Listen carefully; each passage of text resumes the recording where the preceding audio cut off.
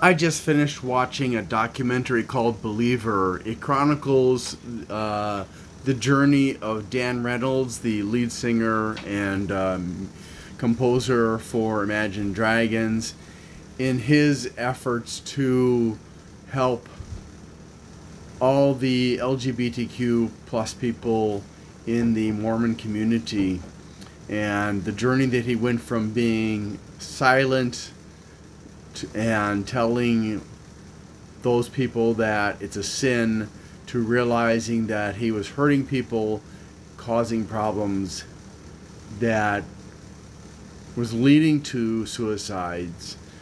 And this he got to the point where he just couldn't sit quietly any longer, and started with people like Tyler Glenn of Neon Trees, who's another Mormon who's gay, although Dan is not, to my knowledge, a member of the LGBTQ community.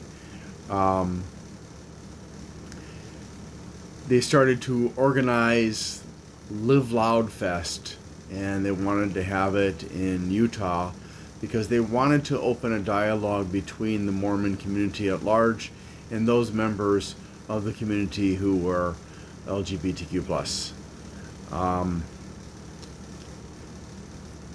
And it was pretty stressful because for a while there, people were it was going well, and then people started dropping out, and they couldn't get a venue, and everything was just going wrong. It kind of felt like, and I kind of felt his frustration. Sometimes it brought tears to my eyes to watch the struggles that he described, that were represented in the documentary. Not just his struggles, but also other people's struggles. There was a family whose son, Stockton, had killed himself in 2016 because he was being, I guess it was bullied by Mormons because he had come out as gay. He didn't feel accepted anymore, even though in the Mormon community you're taught from a very early age that love is love, and it's very important. But because of the message from the 10 apostles of the Latter-day Saints, which are, they're like basically the ruling committee. It was always, and has been for a very long time, that it's a big sin. And so when they announced the date, they had 20,000 tickets to sell, and the number just was going up very, very slowly. Normally, Imagine Dragons, they sell out, but this wasn't happening, and they realized that pressure was being applied by the LDS, and both directly and also through the message against LGBTQ, the stance of the church.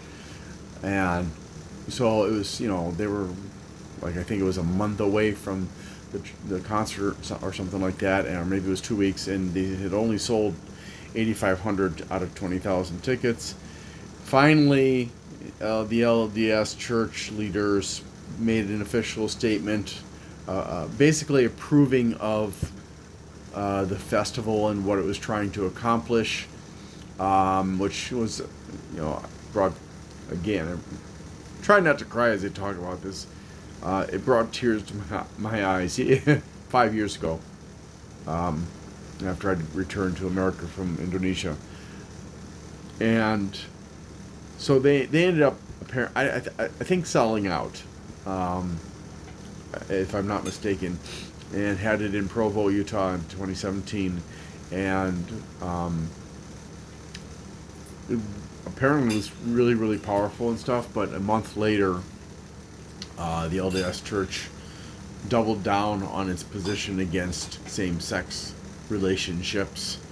One of the reasons that Dan and others within the Mormon community, some of whom were excommunicated as a result from the Mormon community, wanted to address this in such a public way, is because Utah has the highest rate of teen suicides, and it's generally because of LGBTQ members not being accepted, and also people who engage in premarital sex are then treated, well, not love is love when it comes to people in those two categories, and they feel a lot of pressure, a lot of negativity, and a lot of them commit suicide as teens. And Dan felt very strongly that something needed to be done, and he has made a commitment that as long as this problem exists, every year he's going to do the LoveLoud Festival in Utah, and